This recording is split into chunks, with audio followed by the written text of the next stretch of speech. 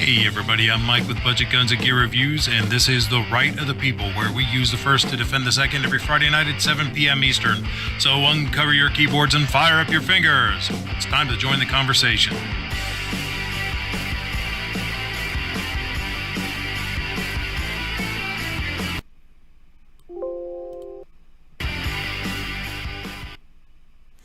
Hey everybody, I'm Mike with MK Outdoor Journal, and this is a Right of the People single shot, where it's you, me, and what stripped my trigger today. And what has stripped my trigger today is the outlandish and horrific behavior of Adam Binger, the prosecutor in the Kyle Rittenhouse murder trial. Before we get into that, though, I want to welcome everybody out there in the chatteroo. We got Defense Dad showing up early. Calaveras 32 Special in the house. Gun Loving Grandpa. Rich White. And Grim 90 is out there, as is Mike Warhorse. Let's see, who else? Seven Wonders showing up. Yeah, you know, if you're out there and you... Calaveras 32 Special. Yes, you are absolutely correct. No, Seven, it is not Friday. It is not Friday. It is, in fact, what day is it? It's Wednesday, November 10th, 2021. Before I go any further with anything else, I'd like to say two things. Number one, happy birthday to all you devil dogs out there. And number two, a little bit early since I probably won't be live tomorrow, happy Veterans Day to everybody who served. And thank you so much for doing your part to preserve our freedoms, including the First and the Second Amendments. So, today, Kyle Rittenhouse took the stand. I don't know that I would have made that decision were I his attorney, but then again, I'm not an attorney. Again, as I've said many, many times before, just a fat loudmouth with a camera and a microphone, right? I'm not the attorney, that's my brother, yada, yada, blah, blah, blah, blah, blah.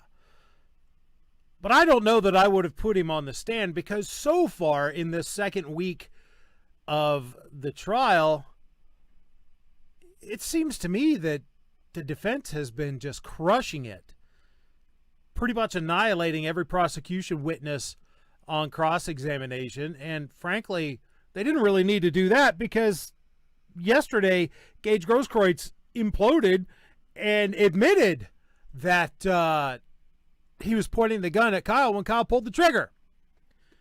So,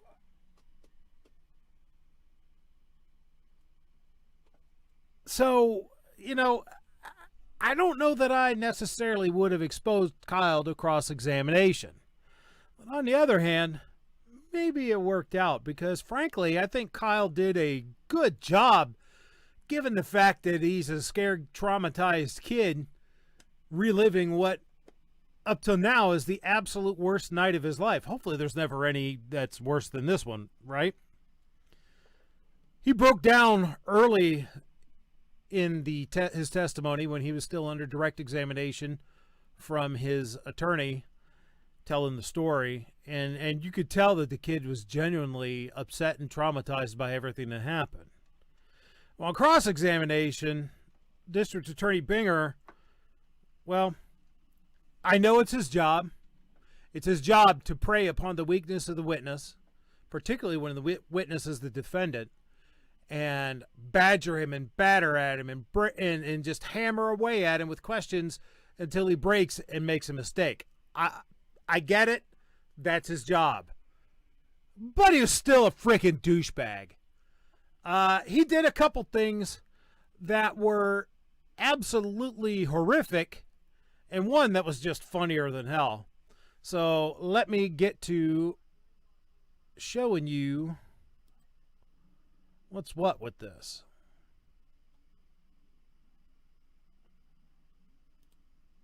Let me make sure this is what you're seeing. Yep. Alrighty. So I'm going to play you first. Here's how you answer a question like this. And then we'll get into the egregiousness of what he did, and I will let that play through the judge's response to it. intentionally used deadly force against Joseph Rosenbaum, correct? Yes. You intentionally used deadly force against the man who came and tried to kick you in the face, Yes. correct? You intentionally used deadly force against Anthony Huber, correct? Yes. You intentionally used deadly force against Gage Grosskreutz, correct? Yes. With regard to Joseph Rosenbaum, you fired 4 shots at him, correct? Yes. You intended to kill him, correct? I didn't intend to kill him. I intended to stop the person who was attacking me and trying to steal my gun. That was the perfect answer to this question, in my opinion. Anytime you're faced with a self-defense situation, you're not trying to kill the person. It's the last thing you want to do. You are, however, attempting to stop them by the most efficient means available. So that was a great answer to this. But, you know, Binger, of course, isn't done. He's got to, well, you'll see what he's going to do.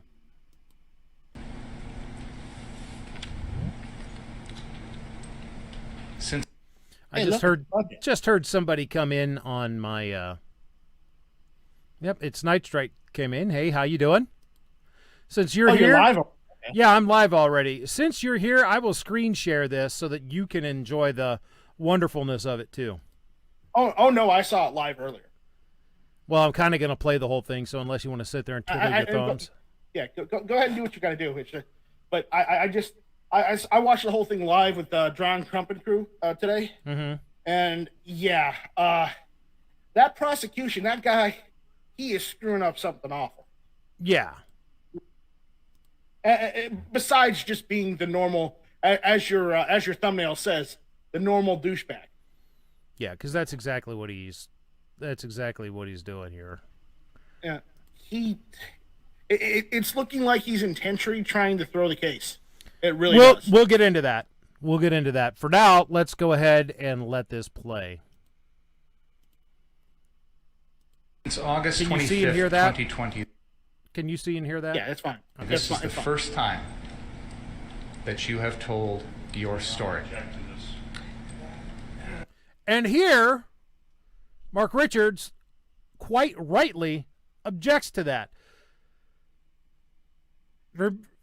The prosecution asked, and here we are after all this time. This is the first time we've heard your story. You've told your story.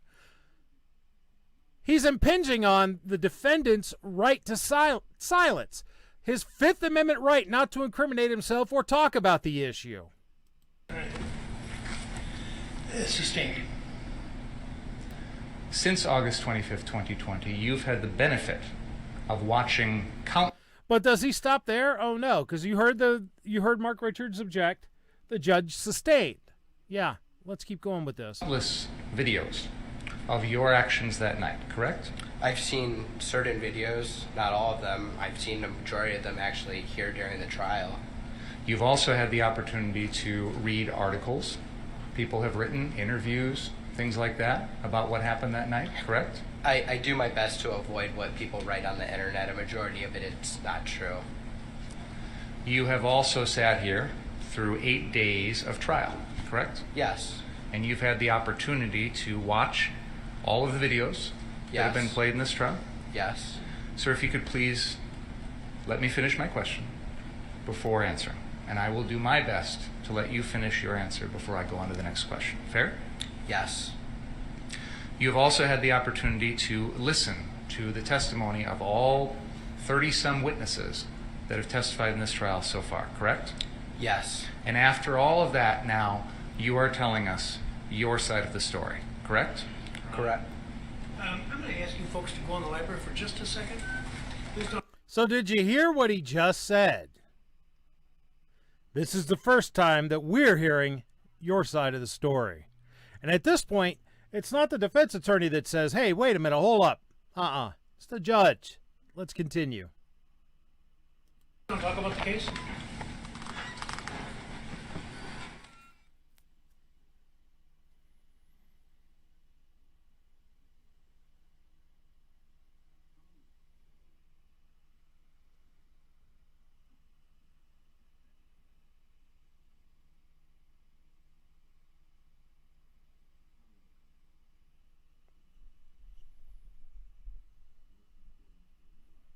No, this is not a me problem. They silenced the audio. And yes, Warsaw, he is.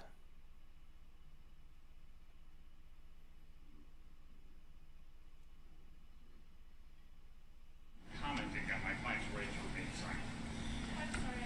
You need to account for this. Your Honor, I don't want to jury here. He's commenting on my client's right to remain silent.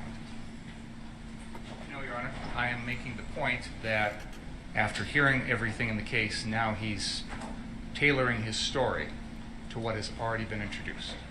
The problem is, this is a grave constitutional violation for you to talk Bingo. about the defendant's silence. And that is, and you're right.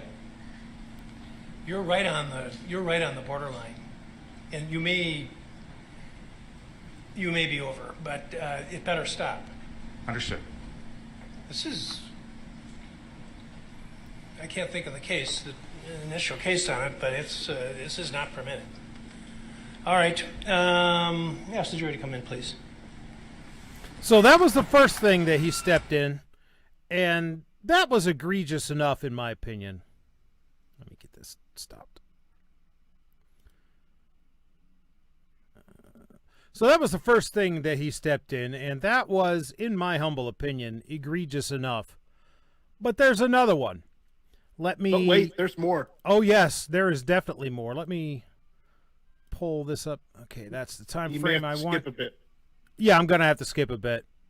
I have to go to 220. Because he stepped in it even further. I mean, what he did was bad enough that was constitutionally egregious. Now, this arrogant son of a bitch. Oh, he goes further. From those four people, correct? Yes. And you are telling this jury that it was, in your mind, This is not justified quite it to just use yet. deadly force to protect your own life, correct? Yes. You'd agree with me Here that it you goes. were not allowed to use deadly force to protect that car source building, correct? Well, I wasn't using deadly force to protect the property. I used deadly force to protect myself, so. Please listen to my question and answer my question if you can. You'd agree with me that you were not allowed to use deadly force to protect that car source building, correct? Yes. You'd agree with me that you were not allowed to use deadly force to stop someone from smashing the windows of an unoccupied parked car, correct? I don't think you could use deadly force for that. You'd agree with me that you can't use deadly force to stop someone from lighting a metal dumpster on fire, correct? Correct. You'd agree with me that you can't use deadly force to stop someone from tipping over a porta potty, correct? Correct. You'd agree with me that you can't use deadly force to stop someone from lighting a flatbed trailer on fire, correct? Correct. You'd agree with me that you can't use deadly force to stop someone who is about to start an unoccupied car on fire, correct? Correct. You'd agree with me that you can't use deadly force to stop someone from lighting some traffic cones in the middle of the street on fire, correct? Correct. So you understand that there's a difference between using deadly force to protect yourself and using it to protect property, correct? Yes. And you'd agree with me that you're not allowed to use deadly force to protect property, correct? Yes. But yet you have previously indicated that you wished you had your AR-15 to protect someone's property, correct? I'm going to. And right here is I'm gonna where... ask you to go into the library again. Right here is where he truly and horrifically stepped in it, at least with the judge. Because But wait, there's more. before the trial, they had motions in discussion on what they could put into evidence, what they weren't going to allow to put into evidence. And this alleged video of Kyle supposedly saying that he wanted his AR-15 so he could shoot some shoplifters was categorically refused. Okay? So let's continue this. Again for a moment, please. Please don't talk about the case.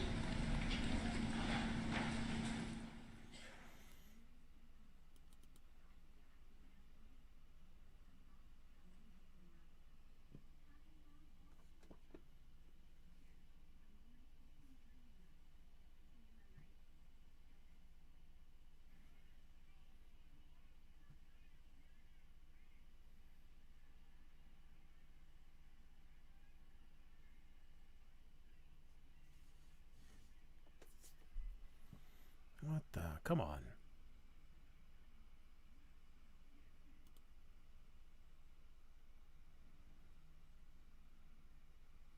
Mr. Richards? Your Honor, Mr. Binger is either forgetting the court's rulings or attempting to provoke a mistrial in this matter. He knows he can't go into this, and he's asking the questions. I asked the court to strongly admonish him, and the next time it happens, I'll be asking for a mistrial with prejudice. He's an experienced attorney, and he knows better. Mr. Binger? First of all, Your Honor, this was the subject of a motion. I'm well aware of that. And the court left the Arrogant door prick. open. This- For me, not for you. my understanding of You your... should have come and asked for reconsideration. You did on the one motion, and in fact, I granted your motion for reconsideration. That was not our motion. Excuse me. I did. I granted. We did not move That to was reconsider. their motion. We have not filed forgive any me. motions to reconsider Forgive in this me. case. That was their motion for reconsideration, which I denied. But I said I denied it, or I indicated a bias towards denial is what I did. Held it open with a bias towards denial. Why would you think that that made it okay for you, without any advance notice, to bring this matter before the jury? I was astonished when you began your examination by commenting on the defendant's post-arrest silence. That's basic law. It's been basic law in this country for 40 years, 50 years. I have no idea why you would do something like that. And it gives, well, I'll leave it at that. So I don't know what you're up to. May I respond? Yes. We filed an other acts motion on this exact issue because, in my mind, and I argued this, it is identical to what was going on the night of August 25th, in the sense that the defendant was using this exact same weapon. He was using it in a manner to try and protect property. No, he wasn't. Your Honor, with all due respect... I'm not going to rehash the motion. That's absolutely untrue. No. Your argument's of record. My comments are of record, and why I ruled as I did is of record. There's nothing that I heard in this trial to suggest anything's changed, even if you're correct in your assumption that you know more than I did at the time. You should have come to the court and say, I want to go into this. Why you would think that you could go into it without any advance notice to the court, I don't understand that. And as the defense is pointing out, you're an experienced trial lawyer, and this should not have been gone into. Your Honor, there have been things in this case, testimony in this case, that I believe opens the door to this. For example, the defense has introduced evidence that the defendant pointed a gun at a man wearing yellow pants because that person was on a car on the car source lot. Now, there's no justification that I can think of why the defendant would point that gun at someone. The defendant has just testified this morning that he agreed with that person in the yellow pants, that he pointed the gun at him. He said, I was joking when I said that to the guy in the yellow pants. This is and he actually ends up trying to use this argument later in court. This is the my cousin Vinny maneuver. You know, the defendant said that he shot the clerk, when it was really, I shot the clerk? You know, and in this case, it's, yeah, I pointed a gun at you. So Binger's trying to make out that he admitted that he pointed a gun at him. What a fucking tool. But he said, he's acknowledged that he told the person in the yellow pants, yeah, you're right. I did point a gun at you when you were sitting on a car. He said, I did. That's what he Exactly. testified. So he's agreeing. May I finish, please? I'd like to have a chance to make a record if I could, without being interrupted, if that's okay. He has mentioned that he's acknowledged that he's used this gun to protect property. He's also just acknowledged that he knows he can't do that. I am attempting to impeach him now with the prior August 10th incident, 15 days prior, involving the same gun, where he is threatening to use that gun to protect property. He didn't have the gun with him. Your Honor, he is saying he wished he did so he could shoot people. You know, there's a lot of difference between commenting about something when you haven't got a gun and threatening someone when you do. You know, it's interesting, Your Honor, because the entire defense theory in this case is Joseph Rosenbaum, who was unarmed. I want you to tell me what the defense theory of the case is. I want. May I respond to what you just said, Your Honor? I'd like to respond to what you just said. Slow down, please. I apologize, Madam Court Reporter, but I'd like to try and make a record without anyone interrupting me, if that's okay. I believe that there is a central part of this case that Mr. Rosenbaum is making threats that he has no ability to carry out. So, to your point, Your Honor, you're arguing that this Until he August 10th snatches the gun incident, from Kyle. one or at least aspect of why tries you to. don't believe it's relevant is the defendant didn't have the gun with him. This case is about someone who didn't have a weapon, and yet the jury is being told because of those threats, that means the defendant has to defend himself. So, with all due respect, Your Honor, mere verbal threats have already been shown to this jury and used as a basis for someone's subsequent actions. I am attempting, with the defendant, to use his mere verbal threat on August 10th, 15 days prior, that he's going to shoot shoplifters with his AR-15 to impeach the defendant in a murder trial. I would ask the court's forbearance to do that. I apologize, Your Honor. You're right. I probably should have brought this to your attention earlier. I may have misunderstood your ruling because I thought... First off, misunderstood? Bullshit. Second, so what you're telling me there, Attorney Binger, is that if 15 days, someone making a threat 15 days ago is somehow actionable, shows that they're, have a propensity to do something. So that means if someone threatened me 15 days ago, I can whack them? No, I can't. I'll go to prison for it, and rightfully so. So you make someone saying something stupid and out of pocket, and just crazy talking shit 15 days ago has no bearing on what happened that night. Douche. Your ruling was, if the evidence in this case made that more relevant, you would admit it or at least consider it an admittance. I believe, based on the evidence that we've heard, and more specifically exactly what the defendant said earlier about admitting pointing a gun at someone who was merely jumping or sitting on a car, that the door is open now to this testimony. And I continue to believe that his state of mind, his intent, his belief as to self-defense is the core of this case. That was the basis for my motion. You were strongly inclined against it. I understand that. But now... I want to give a shout out to Colfie 2A wannabe, Hunan Muhammad. Says, for a super chat, says, this is what should be expected of Prosecutor Littlefinger. Hopefully karma is a B to him. Prosecutor Littlefinger, that is awesome. I'm going to have to steal that.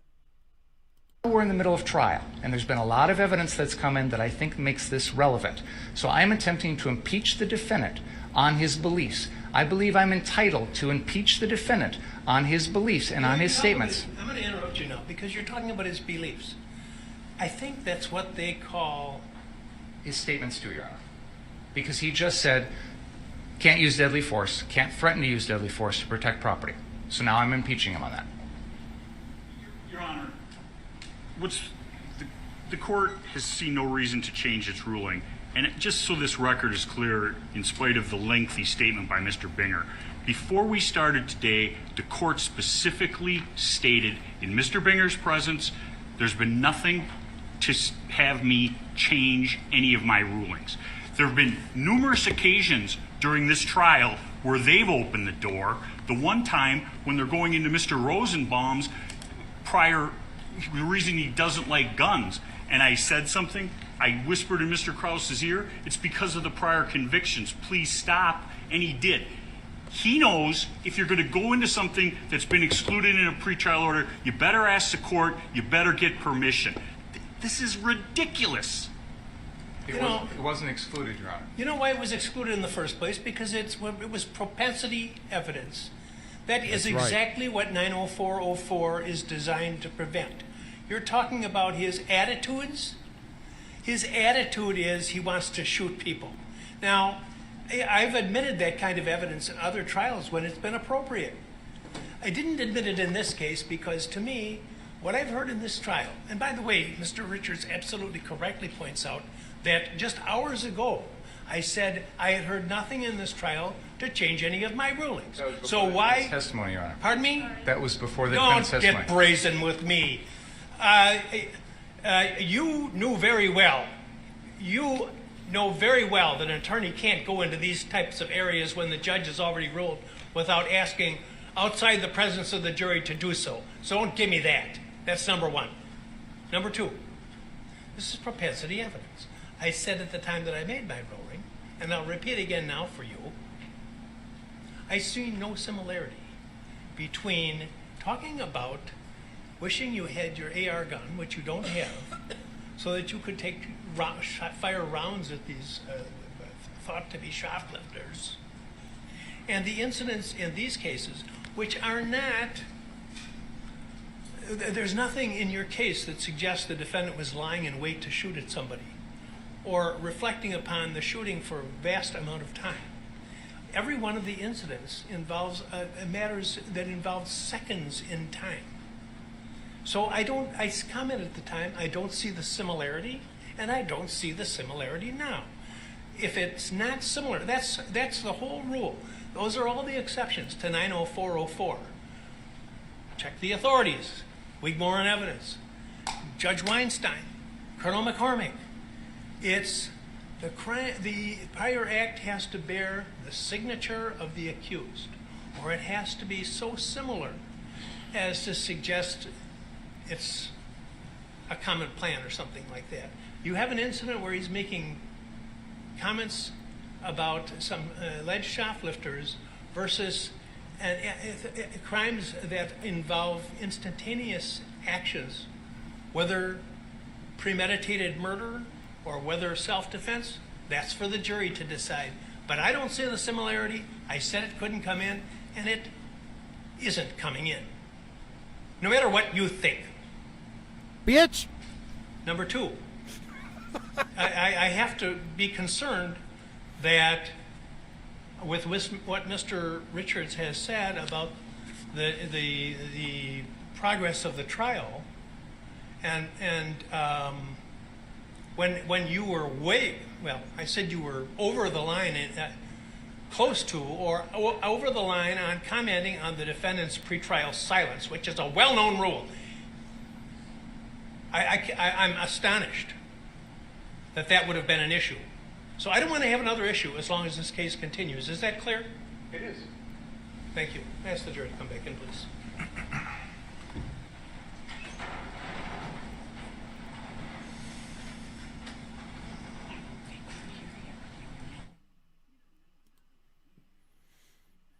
So, let me stop sharing for now. I got to find I'm going to look for another thing or two, so please, Night Strike, Warsaw. By the way, welcome, Warsaw. I'll tell you where. What do you guys think about all this? Go right before they have the lunch break. Okay. Look What for I that. think of this, I think this is absolute horseshit what this guy's doing. Oh yeah, no, Self-defense. Do you remember that testimony? I mean, I saw it. I'm not So an expert of what law, is but your this is understanding, absolute if you bullshit have what this one, guy's doing. as He to has- what hollow you point could clearly see ammunition his would do name's to a lying human? when he's proposing shit. Obviously, this is And outright shit show. Not only is he trying to lead the witness, he got caught trying to lead other witnesses. He's trying to lead the defendant into saying something so he can catch him in a lie, so he can impeach him. I mean, that's what he's trying to do, so he can get him on something, because he knows that he's not going to be able to get I Kyle know people on a use Full murder Metal charge, Jacket for but hunting. he's hoping he can still and get him Hollow on, Point you know, is like a something subsequent, that causes mini more charge. damage. Hey, Night Strike, what instance are you talking about? Just before lunch. It was right there, either right there or a little after that. He started yelling at them right before lunch. It might have been that point right there. And then after they came back from lunch, when they come back for lunch, the they're defense- doing a motion for mistrial. for mistrial, yes. Which the judge says, the judges said, I will take that under advisement. Which means he's not ruling it out, but he's not going to throw it out automatically. Yeah. But later on, that same Binger, he tries the same shit again. And I apologize for cursing. It's just the point is that this guy is really scummy, and he's trying everything. He's trying to throw the book at him. Unfortunately, the book is getting shredded. Here's the thing. His case, his entire case is a soup sandwich. It's fucked up. It's tore up from the floor up because there's nothing there. Every single piece of evidence points toward lawful self-defense. Right. But that doesn't fit the political agenda. So here they are. Let me start sharing again, because here they are coming back from lunch. Right. And it's friggin' awesome. Listen to that. It's a good listen. Listen to it.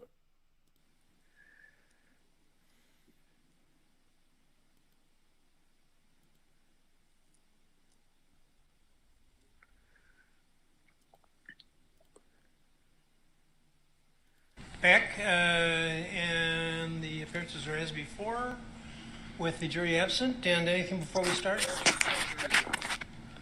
What's up? Judge, I'm at the lunch break. I had done some research, and at this point, the defense is going to be making a motion for a mistrial. However, that motion is going to be requested with prejudice. I'm aware that the court's aware that normally a defense motion. What a mistrial with prejudice means is that there's been some sort of prosecutorial misconduct, which you'll hear this in a minute. But I believe the with prejudice part means if the mistrial is granted, this can't ever be brought back up again. It's basically the same as an acquittal. For a mistrial does not preclude a retrial. I understand that. There are exceptions to that, however. And the case that I am drawing this from is Day versus State. It's 76 Wis 2nd 588. And what it says is, an exception to this rule exists where a defendant's motion is necessitated by prosecutorial impropriety designed to avoid an acquittal. Now, what has happened in this morning was two times. The state had commented on Mr. Rittenhouse's right to remain silent. The first time he was admonished by the court. The second time the court had the jury leave and re-admonished him on that. Prior to Mr. Rittenhouse testifying, this court addressed various things with not only Mr. Rittenhouse, but with the lawyers. You had cited various statutes, and then you had asked if anything would be coming up on, for example, I think 90608. One of the other things you addressed was 90404. And you had said that based on the information that had come out at the trial, nothing had changed as it relates to your ruling. Shortly thereafter, Mr. Binger stated, and we looked it up, previously, he said to Mr. Rittenhouse, previously indicated that you wish to have your AR-15 to protect someone's property. Clearly in violation not only of the prior ruling that you had made, but the ruling that very day, that very morning. It appears to be that there are two really elements the court must consider when making a determination on a mistrial for what amounts to prosecutorial overreaching.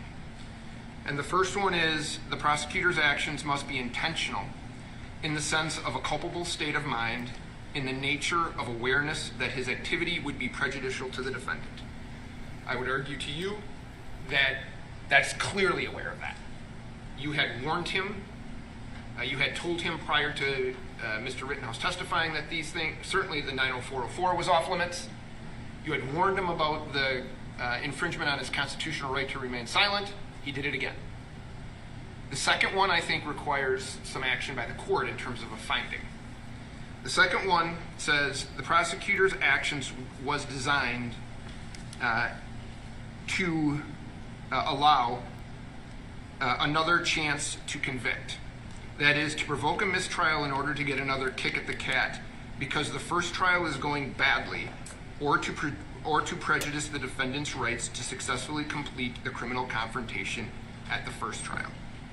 Now, the case that I had cited is a Kenosha case, State versus Coping. Opening? Yep. 100 with second, 700. COPENING. Yes, sir. In that case, the court didn't make findings regarding the prosecutor's actions. So I don't know that it's my role to sit here and say who's winning. I don't think that's necessarily what I'm supposed to do. But I think the court has to make some findings as it relates to the bad faith on the part of the prosecution. And if the court makes a finding that the actions that I had talked about were done in bad faith, then I think both elements for mistrial with prejudice have been met. And I think under the circumstances, based on what I've put forth on the record, I would certainly ask the court to consider those. And I would ask the court grant the motion with prejudice. Thank you. Thank you. State. Your Honor, I would like an opportunity to more fully respond to this with a little bit of research.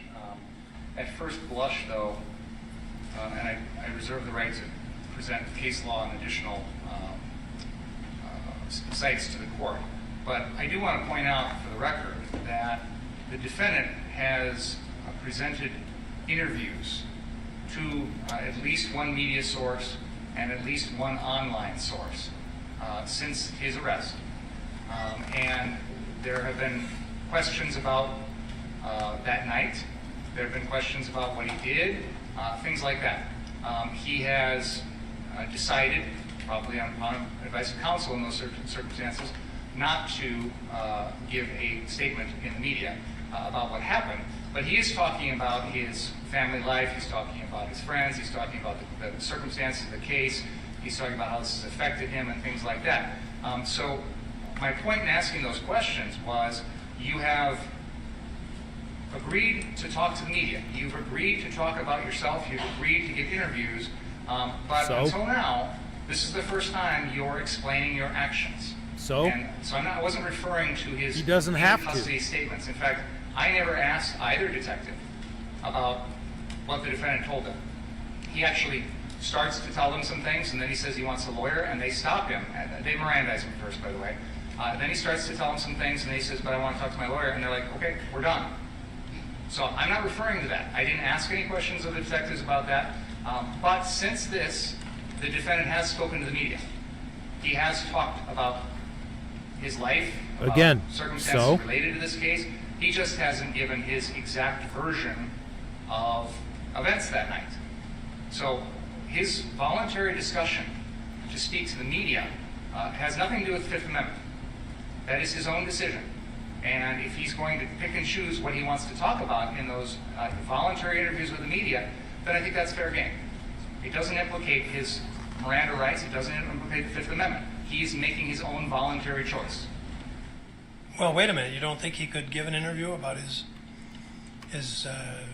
awards he won in high school, or his demerits that he got, or his and about his sports activities and his swimming and that, and declined to answer any questions about the incident in question, and that somehow a waiver of his right of silence? I think he's doing more than that, Your Honor, in these interviews. I don't know. I knew nothing about them. I never, I haven't seen I haven't seen probably 1% of all the evidence, which is pretty typical, as you know. So I have no way of knowing it. And you have some interviews that he gave to media or to whatever? Yeah, there's an interview that we're looking at on our computer right now from the Washington Post, where he talks to them. I know there's one, I think it's either the New Yorker or the GQ magazine, where he speaks to the reporters also. And he doesn't go into specific details about what happened that night, but it's not like it's talking about school or swimming or things like that. Well, no. Just don't leave it at he doesn't go into specific details. I mean, it's certainly there could be a waiver, but a very modest discussion about the activities of that night. And if you're suggesting that occurred, that could make a big difference. But even a small discussion on his part of the night in question might be a full waiver. I don't know, but I won't know until I see it. But why don't you make copies of it and. Can we have a few minutes to Well, we won't do it right now. I do agree with you that this is not something that I would want to do sitting here without giving you an opportunity to respond. Although I would be interested in your preliminary response to the excluded evidence that you touched on after having been told not to do this, or having been told that I was confirming my prior rulings.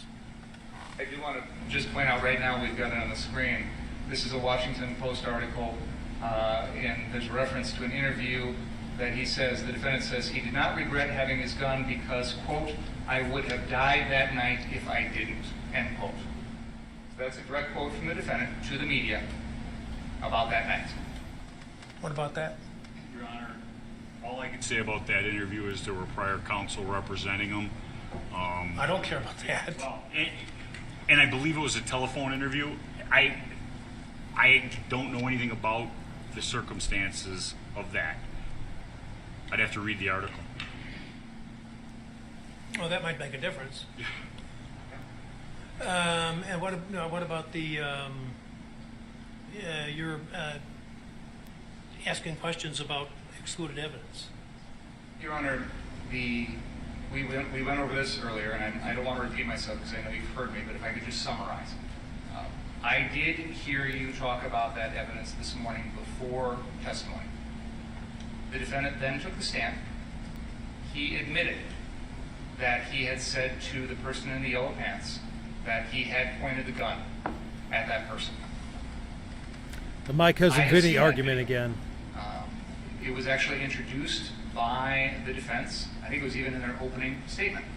And there's this person who confronts the defendant and accuses him of this. Frankly, to be honest, Your Honor, when I watched the video the first time, I didn't hear the defendant's reaction.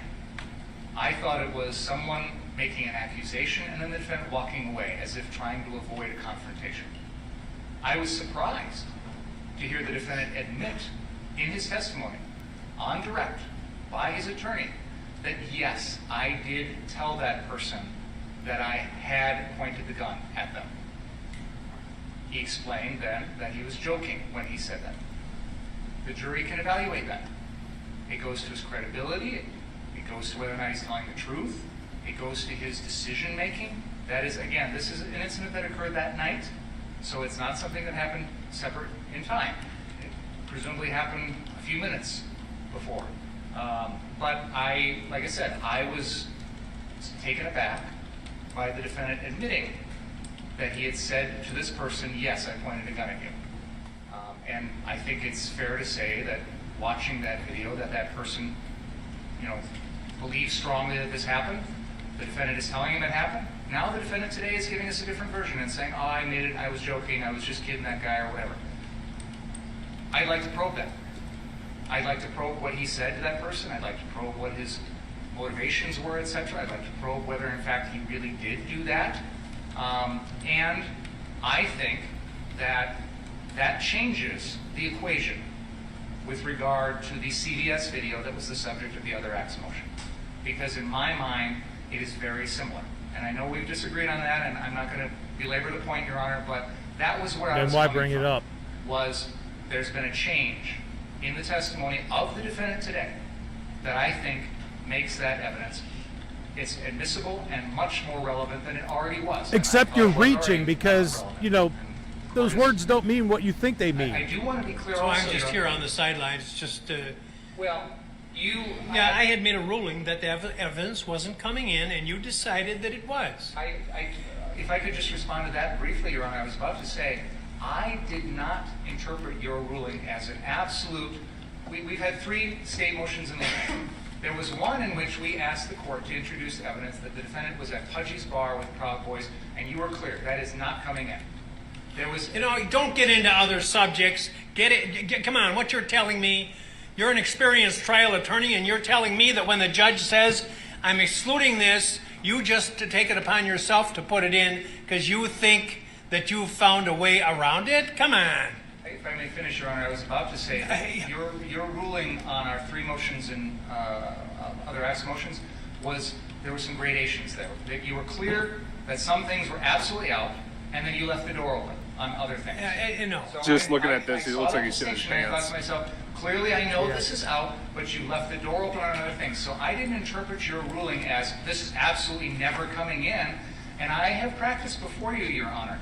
I have filed other acts motions before you. Your practice oftentimes is to reserve ruling on those until you see the evidence. And I think you even said something to that effect at our motion. I undoubtedly did. So I thought, this is my good faith explanation to you, and if you want to yell at me, you can. My good faith feeling this morning after watching that testimony was you had left the door open a little bit, now we had something new, and I was going to probe it. I don't believe you.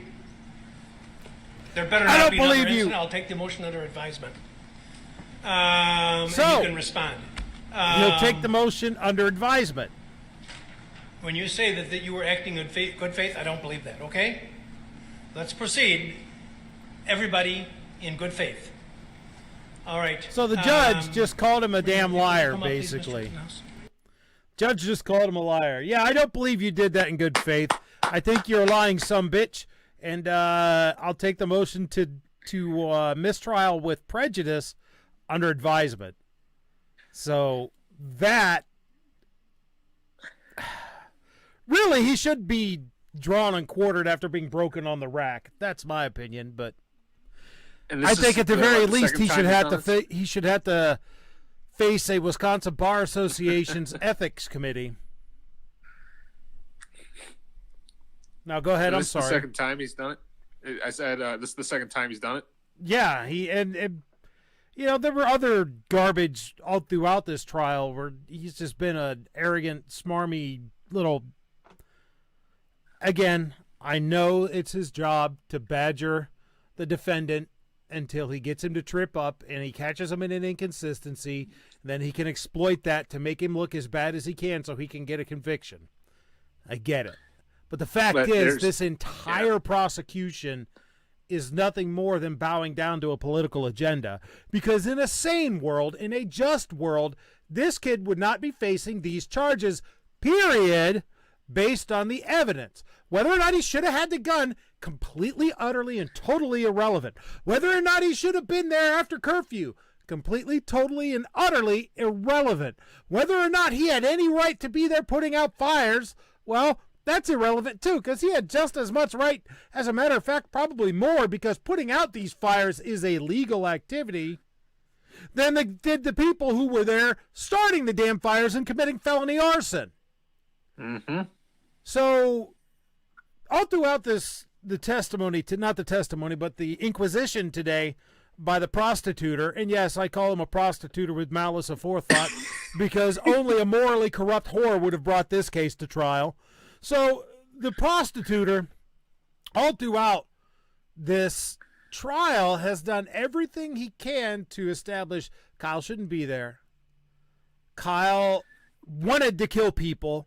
He was bloodthirsty. Oh yeah, by the way, he played Call of Duty into this too. I swear hand to God, he did. He brought in the fact that Kyle played Call of Duty to this. And then he did the My Cousin Vinny thing. And it's just, Oh my God. you know, you're not really an EMT. You don't have the right to try to help anybody. Or you're not a firefighter. You don't have the right to put out fires. Or you're not a police officer, etc., etc., etc., etc., etc. This guy is just a fucking tool and a douche. Except, you know what? I really need to stop calling him a douche, because at least douches serve a useful purpose. He's a prick. Not even that. He's worse. I'd like to add something. I was just surprised he was actually talking over the judge over his authority. Like, no, dude, you don't ever talk over a judge's authority. Yeah. The judge supposed to actually talk over you, dude. Red flag right there. Don't ever talk over a I judge. see we have a troll out there. CFC Samuelito says Kyle is guilty. Stay MAF. Stay mad as fuck. Well, actually, you're wrong. Kyle's not guilty. He did not do anything wrong. He every single one of these instances was lawful self-defense, and I've laid this out many, many times. But you can keep swilling that Kool-Aid all you want. You can keep regurgitating the liberal pap that you've been eating all you want, but it don't change the fact you can be mad as fuck whenever he's found not guilty. Because I know you will, and you'll probably go out and burn down cities too, just like the rest of them.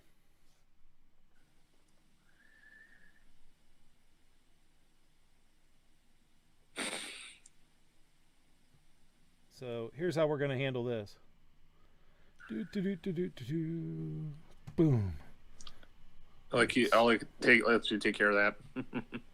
Let's see. Let's do this. Hide user on this channel. Bye-bye.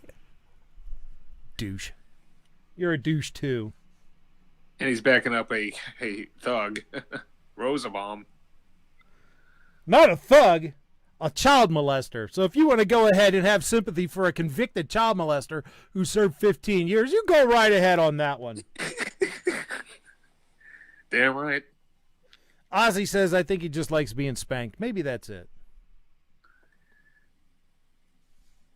Yes, the prosecutor is a boil on a witch's ass. Normally, I think some worse. Something worse. Normally, I would not bounce somebody for disagreeing, but if you're going to come in here and just be a jackass, piss off. Now, if you want to try to lay out a logical, cogent argument, be my guest. We'll have a reasoned discourse. If you just want to be a dumbass, bye. I hate to say it, but doesn't the prosecutor look like a California porn star? I'm sure he wishes he was one. Because he kind of does. I hate to say it. Yeah, Buzzkill. He had 5, not necessarily convicted 5 times, but he had 5 victims. They were the children of the people he was staying with at the time that he molested, and he did 15 years in jail for it. Only 15? Yeah, only 15. Take the longer sentence, man. And let's see. Let's talk some more about Joseph D. Rosenbaum. As has come out in the trial, he had just gotten released from the hospital. I don't know if any of you guys watched the testimony last week. Rosenbaum had just gotten released from the hospital. And the prosecution kept saying that. He just got released from the hospital. Just got released from the hospital that day. Well, he couldn't stay with his girlfriend. That's why he was downtown. But he'd just gotten released from the hospital. Well, as it turns out, he had just gotten released from the hospital because he was bug shit nuts and he was there on a mental health observation and had just gotten released from the hospital that day and couldn't stay with his girlfriend because there was a restraining order in effect. That eventually came out, and because all that, the judge had decided, you know what?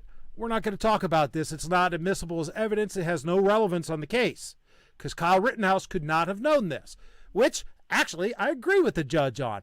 But the prosecution opened the door to this by asking Rosenbaum's girlfriend if he'd taken his meds that day. So the defense, being the smart fellow that he is, asked about, all right, Your Honor, he just opened a door to this.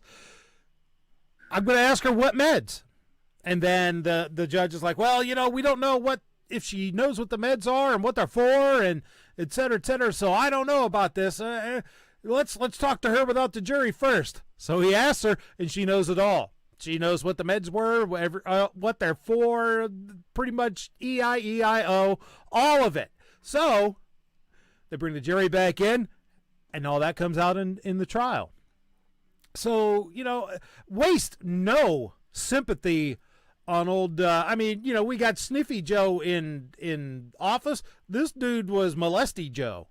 And don't waste no sympathy on Molesty Joe. He died doing what he wanted to do, trying to touch young boys. I'm colloquially calling the prosecution Jake and the Fat Man. Because That's funny. They're acting like a circus, so we might as well treat him as such. And you know what, Gizmo Master, you're absolutely right. That's the sad and sorry truth of this. None of this really matters, though, Mark my words, this same prosecutor will be prosecuting cases after this. And he'll come before the same judge, and they'll get along just fine. It's all theater. Either way, at least Yep. it's at least it's entertaining theater. Yeah. No, what made me really cheer and enjoy is that the other guy actually just admitted that he pointed a handgun at Kyle. Well, and that's true. Yesterday, Kreitzer admitted that Kyle didn't shoot him until he was pointing his gun at Kyle. He admitted that, yep, he didn't shoot at Jump Kick Man until Jump Kick Man kicked Kyle in the face. He admitted that that Kyle didn't shoot Huber until Huber had struck him in the head with a skateboard and was in the process of trying to take his rifle from him. So you missed out on the best part. Please elucidate. He admitted that he was carrying a handgun with Illegally. an expired permit. That's correct. Illegally. And he's a convicted felon, FYI. Well, that had been expunged. That felony burglary had been expunged. The only conviction he has that's fair game is improper use of a firearm while intoxicated. So yeah. Also with the expired permit too. Plus he was carrying the handgun with an expired permit. Now, before that goes any further, my official position on that is you shouldn't need a fucking permit. But I digress. No, I understand that, but in that state, Wisconsin is pretty strict about it. Yes. And the fact that he was carrying it around, when mobs and rioters were out there, that doesn't give him an out. No. Okay. But the fact that he had it, I would say the same thing with regards to Mr. Grosskreutz as I would to Rittenhouse, is that the fact that he wasn't allowed to have the gun does not negate his right to self-defense. So if Grosskreutz had been in the situation that Kyle is in, I would be standing 100% behind Grosskreutz. Under the same circumstances as the people swapped, I'd be standing behind Grosskreutz, even though he wasn't allowed to carry the handgun, because that does not negate your right to self-defense. The courts have upheld that many times. Yeah. So for those that think that Rittenhouse didn't have the right to self-defense, let's explore some things.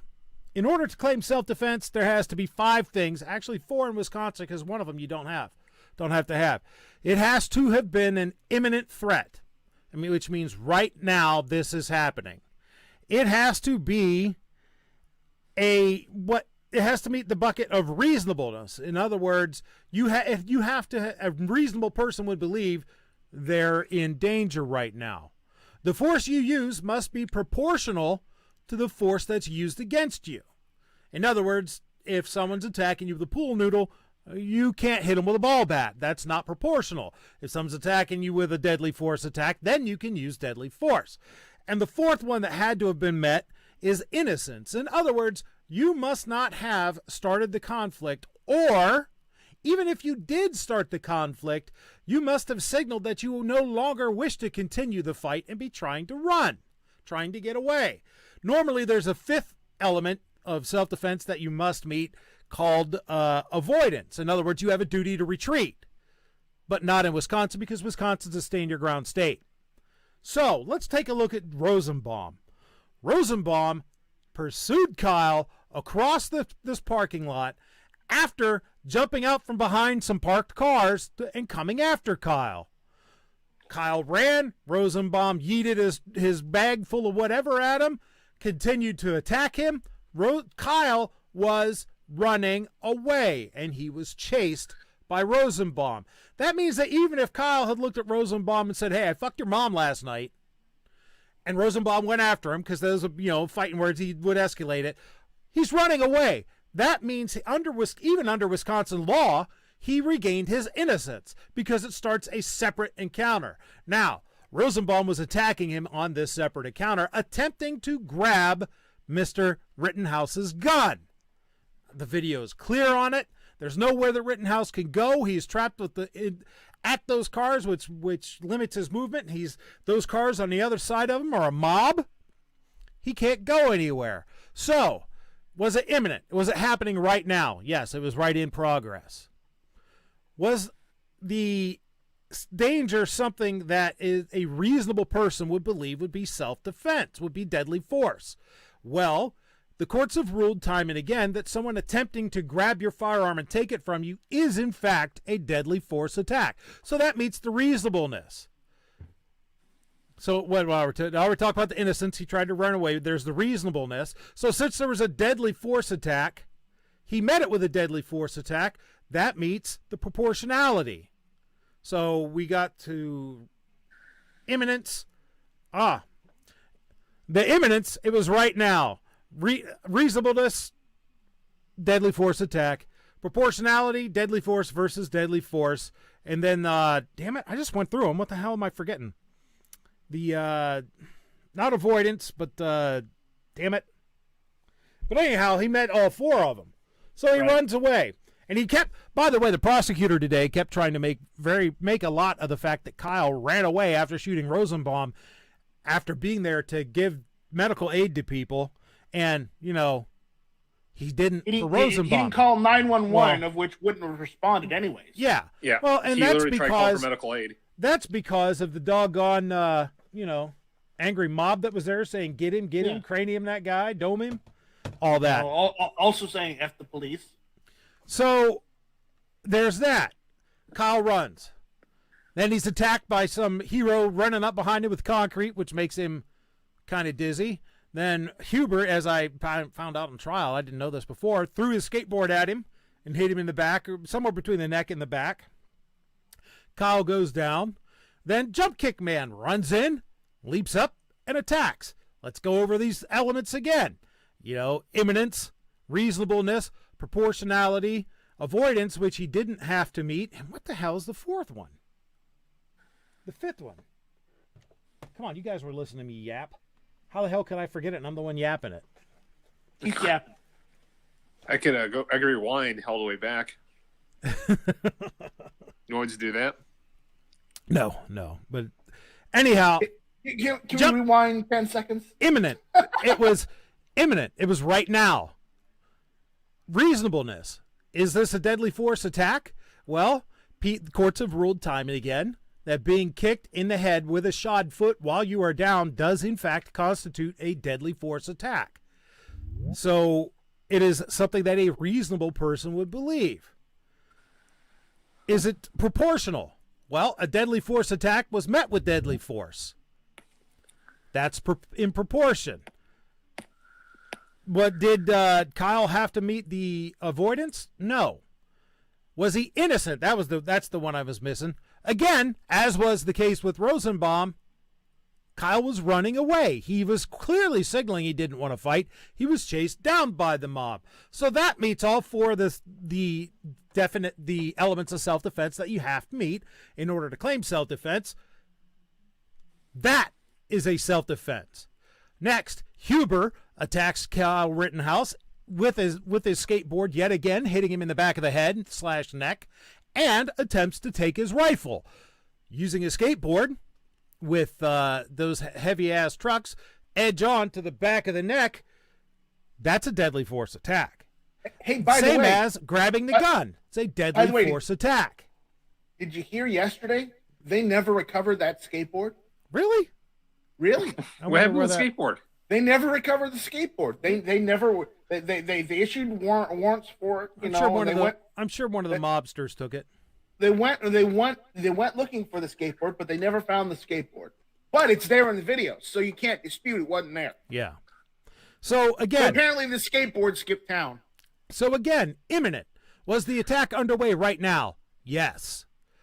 Reasonable. Would a reasonable person believe that it was deadly force being used against Kyle? Well, getting hit in the back of the head / neck with a skateboard and combined with someone trying to grab your rifle and take it from you, both of those have been ruled as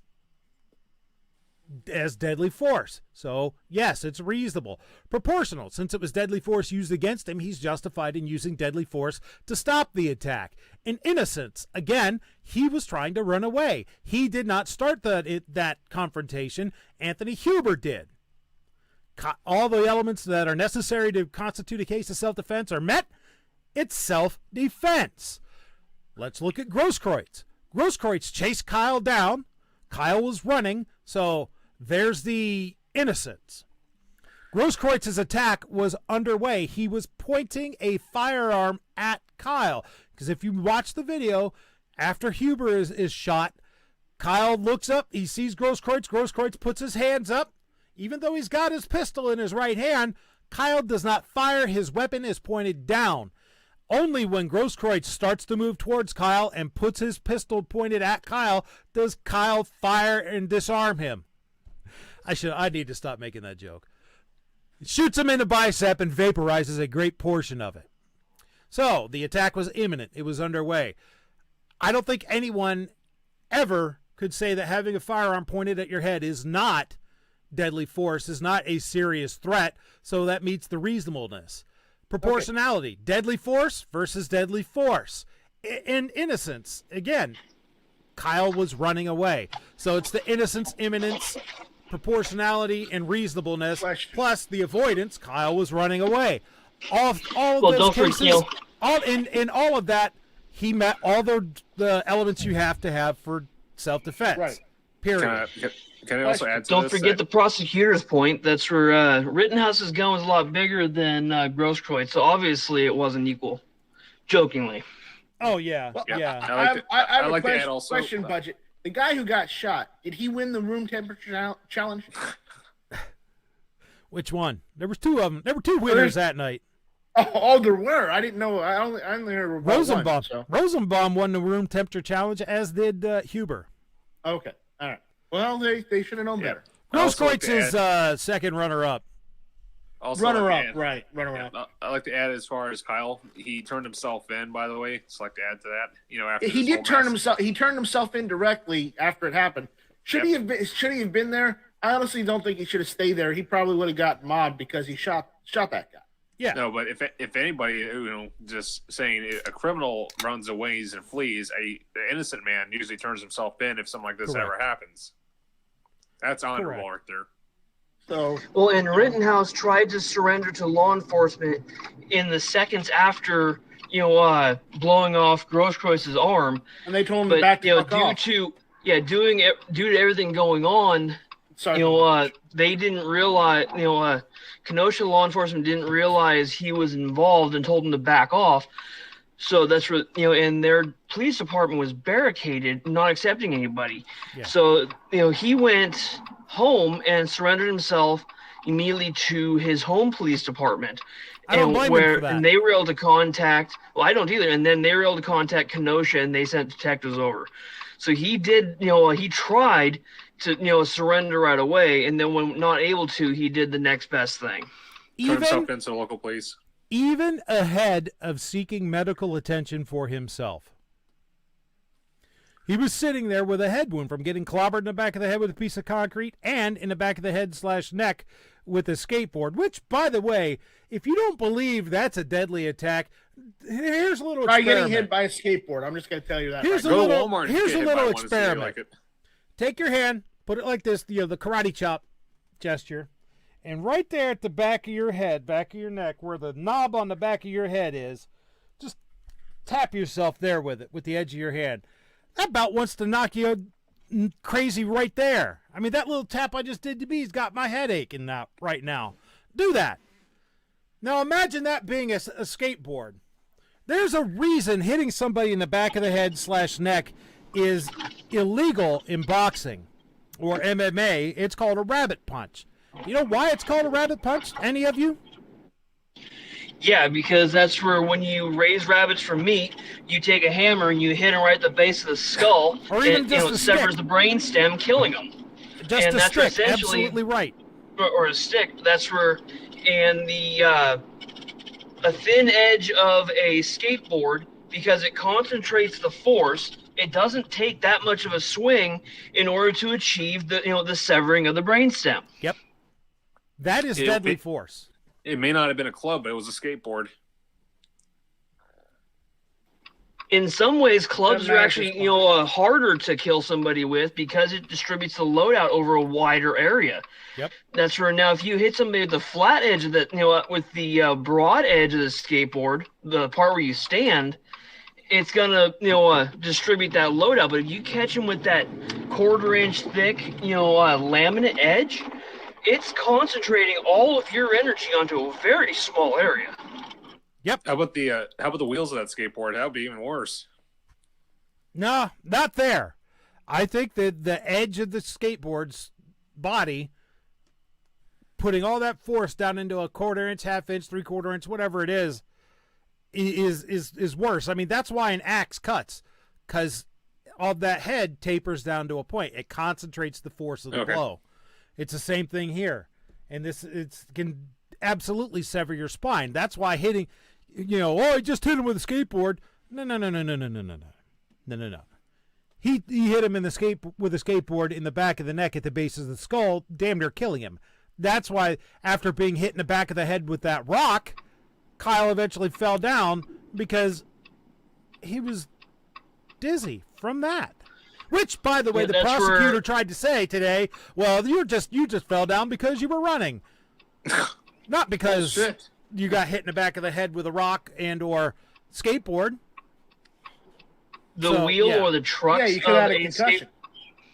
The wheel or the trucks of a skateboard would certainly be more dangerous if it was caught to the front or top of the skull. Mm-hmm. But that's where the being that base of skull where the neck connects is one of the most fragile areas of the human body. Yep. Absolutely right. That's where a lot of deaths in auto accidents happen. No, there's a rumor that the whiplash of the head snaps that part of the spine right there. But there's a rumor that what? There's a rumor that I keep hearing. There's a rumor that Rosenbaum had a cocktail or something. I don't know. Unproven. That's where he had, earlier in the day, at least one, maybe two empty plastic water bottles. And during the riot, there was members of Rittenhouse's group that reported having homemade smoke bombs, homemade, CS gas canisters, coming in plastic water bottles. But that's where there was no evidence that, that plastic bag was not recovered, so they didn't test anything. Yep. And according to the, he's a patrolman, but he also doubles as a CSI kind of thing for that, for Kenosha. When he was going through that area, he either didn't see that, or it didn't, or he hadn't heard any information yet. He just knew shooting. That bag would not have caught his attention as being an important piece of evidence in said shooting. So it would not have been recovered anyhow. I'm sure that bag is at the bottom of the creek right next to Szymanski's gun that is missing.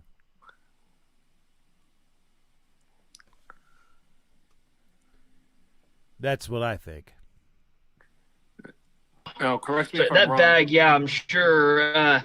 That's right. I think from what the that tech was saying, or that cop was saying, from the time that the reports of shots fired to the time that he was assigned to go collect evidence and actually he was out to actually get there, I think it was like 45 minutes to an hour later, just because he was on patrol in a different part of town when that call came in, and he had to make his way over there through all the mess.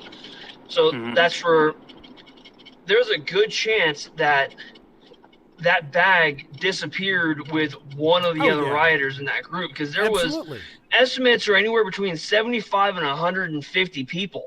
So there's a good chance one of them grabbed that and took off. It certainly didn't grow legs and walk off by itself, I can tell you that. No, but that's I was surprised. No, I was surprised as hell that when they were saying that they were from the casings collected, that it was, I think it was 4 of Rittenhouse's rifle casings were collected immediately that night. But then the next day, they actually were called, and because someone had spotted additional casings on the ground.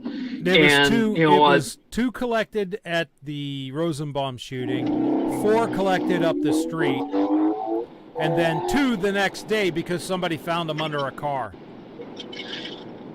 Okay, that's where it did the four up the street. Were they all the rifle casings? Did that include the 40 caliber pistol casings? No. There was 3 or 4 of those. They collected those. They collected those as well from on the street. But I'm talking, they collected the 4 shots that he fired up the street. 2 at Jump Kick Man, 1 at Huber, and 1 at Grosskreutz. Then they collected that night 2 at the Rosenbaum shooting. The next day, 2 more because someone had called him and said, "Hey, there's some casings under the car. You might want to get them." Yeah, I'm kind of surprised that those last remaining casings were actually recovered, being that with everything going on there that night, that something didn't happen to them, either intentionally or unintentionally. Because I think it's safe to say everyone in this chat has is a shooter, and that's where you know how easy it is, especially if you're not in an indoor range, how easy it is to lose brass. Yeah. And that's where 223 is not small brass. It still disappears pretty quick. Yep. All right, guys. You guys want to go ahead and give any final thoughts on this prosecutor or whatnot, what he did today and what he's been doing so far? Because I'm going to wrap this up. Yeah. Jake and the Fat Man should not give up their day jobs. That's all I'm saying. Or maybe they should, considering they're not. I was going to say, yeah, they should give up their day jobs because they suck at it. Yeah. Yeah, that's where definitely with the blatant Fifth Amendment violation, the violation of the judge's orders to not to bring something up, and then arguing with the judge about why he's right and the judge is wrong. I would definitely say this guy needs to, be presented before the board for the particular side.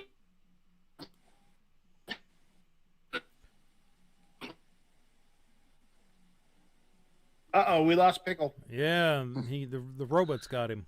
Robots got him. Well, is there anything that you would like to say about this, Warsaw? I just hope the judge gets him by his balls. If he has the slightest of going over the judge's authority or anything, honestly, this is going to be a mistrial. Fair doubt. Yeah. Yeah, I think I really... Mistrial with prejudice, preferably. Yeah, preferably. I would love to see a mistrial with prejudice, but what I'd really love is a complete acquittal by the jury. That's what I'd really love. But on the other hand, all it takes is one SJW in the ranks, and you're not going to get it. It may be better that it become a mistrial than...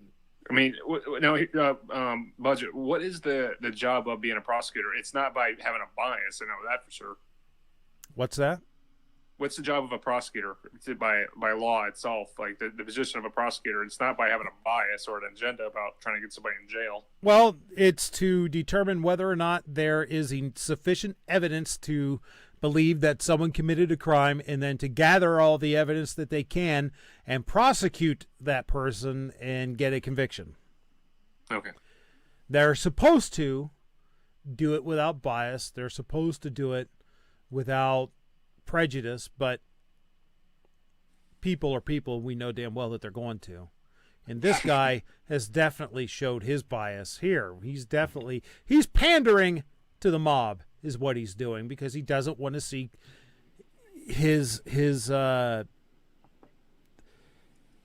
he doesn't want more bullshit. He doesn't want to be blamed. He wants to run for higher office at some time. He's not going to. And he, I'm sure, has faced pressure from his political paymasters, who are facing pressure from the mob. It's going to follow him for the rest of his life.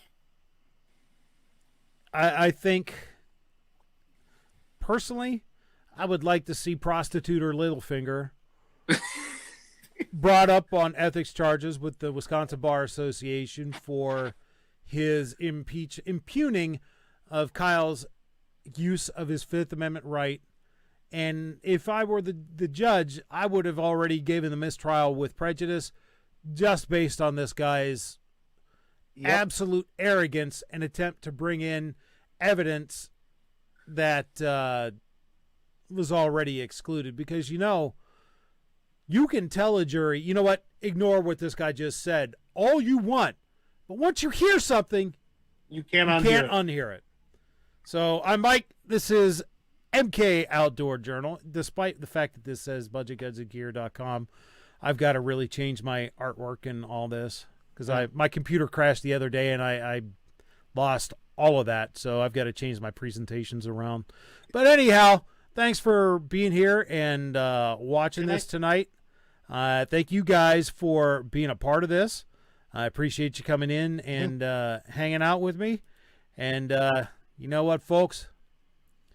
Keep watching this stuff and make sure you know what you're doing anytime you carry a gun so that you don't have to deal with crap like this. I feel bad for this kid from the beginning of it, and I definitely feel bad for him from seeing the testimony and the things that he's going through now. Make sure you have your ducks in a row, folks. That's all I'm going to say. You guys have a good one. #find that key.